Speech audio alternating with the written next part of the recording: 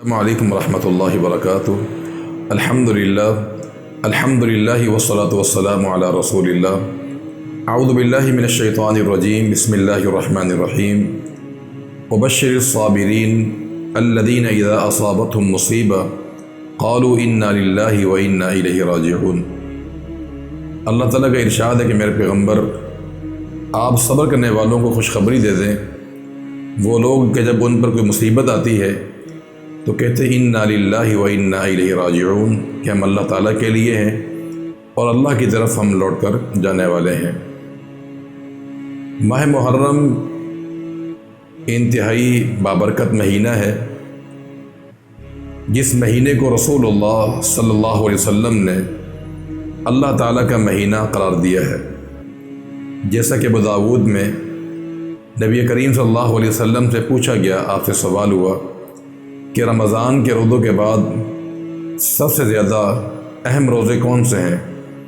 تو فرمایا کہ شہر اللہ المحرم، اللہ تعالیٰ کا جو مہینہ محرم ہے اس کے روزے ہیں۔ تو نبی کریم صلی اللہ علیہ وسلم نے محرم کے مہینے کو اللہ تعالیٰ کا مہینہ قرار دیا ہے۔ نبی کریم صلی اللہ علیہ وسلم جب مدینہ منورہ تشریف لے کر آئے تھے تو آپ نے دیکھا کہ یہودیوں نے روزہ رکھا ہوا ہے۔ تو جب آپ نے ان سے پوچھا کہ تم نے روزہ کیوں رکھا ہے، تو انہوں نے کہا کہ آج کا جو دن ہے یہ یوم عاشورہ کا دن ہے، 10 محرم کا دن ہے۔ اس دن اللہ تعالیٰ نے موسیٰ علیہ السلام کو فرعون سے نجات دی تھی اور فرعون کو پانی میں غرق کیا تھا، لہذا ہم اس لیے روزہ رکھتے ہیں۔ تو رسول اللہ صلی اللہ علیہ وسلم نے خود بھی روزہ رکھا، صحابہ کرام کو بھی حکم دیا کہ وہ روزہ رکھیں۔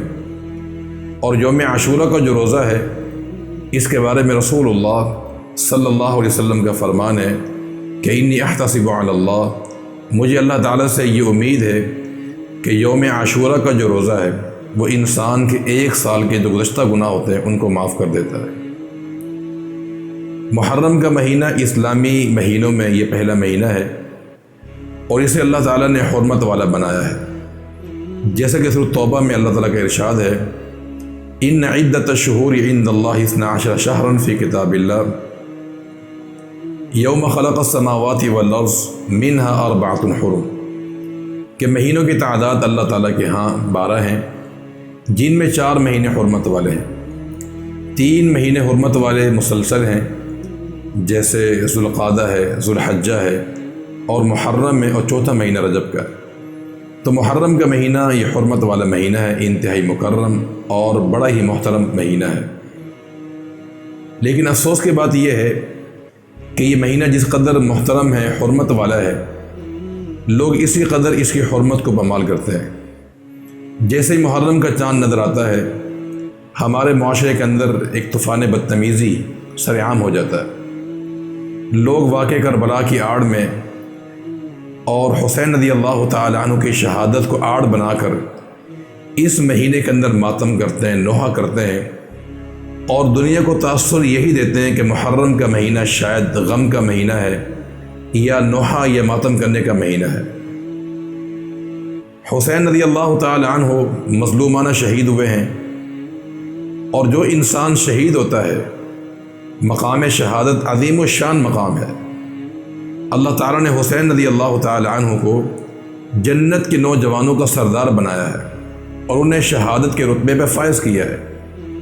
شہداء پہ رویا نہیں جاتا ہے، اور تاریخ اسلام میں صرف حسین رضی اللہ تعالیٰ عنہ شہید نہیں ہوئے ہیں، ہماری اسلامی تاریخ تو شہداء سے بھری پڑی ہے۔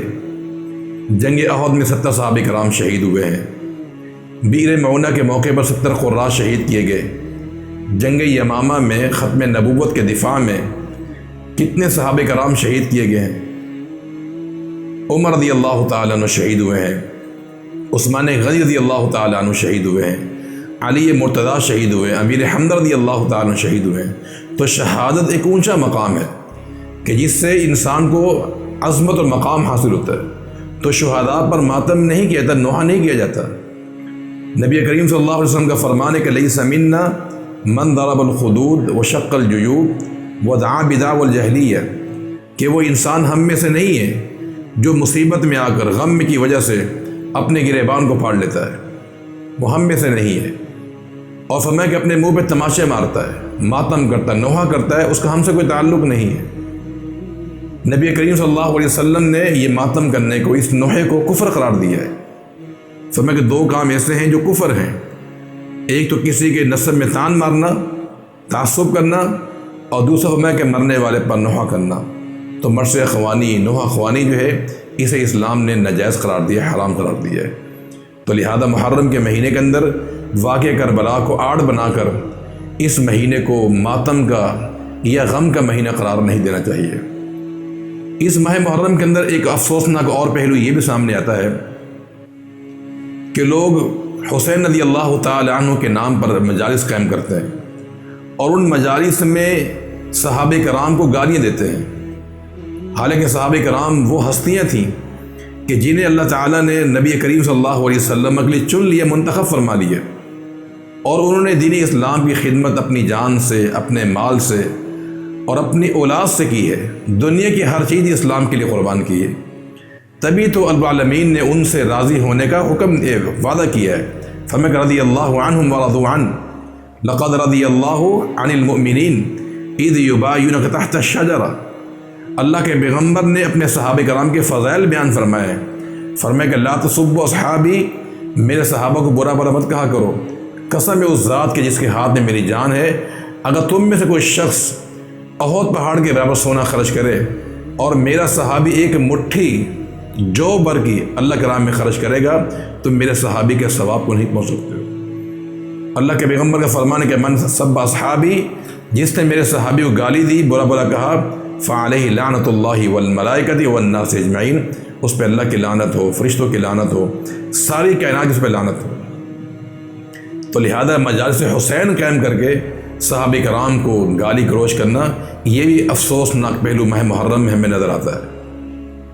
اور ماہ محرم میں ایک افسوسناک بات یہ بھی ہوتی ہے کہ لوگ واقعہ کربلا کی آڑ میں، خصوصاً خلفائے ثلاثہ، عمر رضی اللہ تعالی عنہ، عثمان غنی رضی اللہ تعالی عنہ، صدیق اکبر رضی اللہ تعالی عنہ کو بھی سب و شتم کرتے ہیں، حالانکہ ان تین صحابہ کرام کا واقعہ کربلا سے کوئی تعلق نہیں ہے، کیونکہ واقعہ کربلا ان کے دنیا سے جانے کے ایک عرصے دراز کے بعد رونما ہوا تھا۔ واقعہ کربلا جو برپا ہوا تھا وہ سن 60 اور 61 ہجری کے درمیان ہوا تھا، اور جبکہ تین جو خلیفہ ہیں یہ اس وقت موجود نہیں تھے، لہذا واقعہ کربلا کو ان سے جوڑ کر ان کے ایمان پہ شک کرنا، تبرہ بازی کرنا، یہ افسوسناک پہلو بھی ہمیں ماہ محرم میں نظر آتا ہے۔ یاد رکھیں یہ خلفائے ثلاثہ کا اہل بیت کے ساتھ بڑا گہرا تعلق تھا، بلکہ ان کی آپس میں رشتہ داریاں تھیں، ان کے دلوں میں آپس میں ایک دوسرے کے لیے محبت اور پیار موجود تھا۔ تو لہذا صحابہ کرام کو، خصوصاً خلفائے راشدین کو برا بلا کہنا ماہ محرم کے اندر، یہ بھی اس کا افسوسناک پہلو ہے جو آج ہمارے معاشرے میں نظر آتا ہے۔ آخر میں ہم یہ سوال کرتے ہیں کہ ہمارے جیسے ماہ محرم شروع ہوتا ہے، اس میں بہت سے ایسے کام کیے جاتے ہیں، سوال یہ کہ وہ سارے کام آیا حسین رضی اللہ تعالی عنہ سے ثابت ہیں یا اہل بیت کے جو بڑے بڑے ائمہ کرام گزرے کیا ان سے ثابت ہیں؟ مثال کے طور پہ جیسے ماہ محرم شروع ہوتا ہے، لوگ کالا لباس پہن لیتے ہیں، غم کا اظہار کرتے ہیں۔ نمبر 2، ماہ محرم کے اندر لوگ ذوالجناح کی شبیہ بناتے ہیں۔ نمبر 3، ہمارے ہاں علامتی جنازہ نکالا جاتا ہے۔ نمبر 3، ہمارے ہاں تعزیہ نکالا جاتا ہے۔ نمبر 4، پانی اور شربت کی سبیلیں لگائی جاتی ہیں، لوگ ننگے پاؤں پھرتے ہیں، بازاروں کے اندر آنا جانا ننگے پاؤں کرتے ہیں۔ تو سوال یہ ہے کہ اہل بیت حسن رضی اللہ تعالیٰ عنہ، حسین رضی اللہ تعالیٰ عنہ، یہ اور جو اہل بیت ہے، کہ کسی بھی فرد سے یہ بات ثابت ہے کہ کبھی انہوں نے یہ اعمال کیے ہوں ماہ محرم کے آغاز پر؟ اس کا جواب ہے قطعاً انہوں نے ایسا نہیں کیا۔ جب ان لوگوں نے کبھی ایسا کام نہیں کیا تو پھر ان کاموں کی کوئی حیثیت باقی بچتی نہیں ہے۔ تو لہذا محرم کا مہینہ حرمت والا مہینہ ہے، اس مہینے کا انسان کو روزے کا اہتمام کرنا چاہیے۔ اللہ تعالیٰ سے دعا عالمین ہمیں تمام صحابہ کرام سے اور اہل بیت سے محبت کرنے کی توفیق عطا فرما دے، اور ان کی عزت اور احترام کرنے کی توفیق عطا فرما دے، اور جو ماہ محرم کے جو اصل ہمیں احکامات دیے گئے ہیں اللہ تعالیٰ ان پر عمل کی توفیق عطا فرما دے۔ وصلی اللہ وسلم علی نبینا محمد وعلی آلہ واصحابہ اجمعین برحمتک یا ارحم الراحمین۔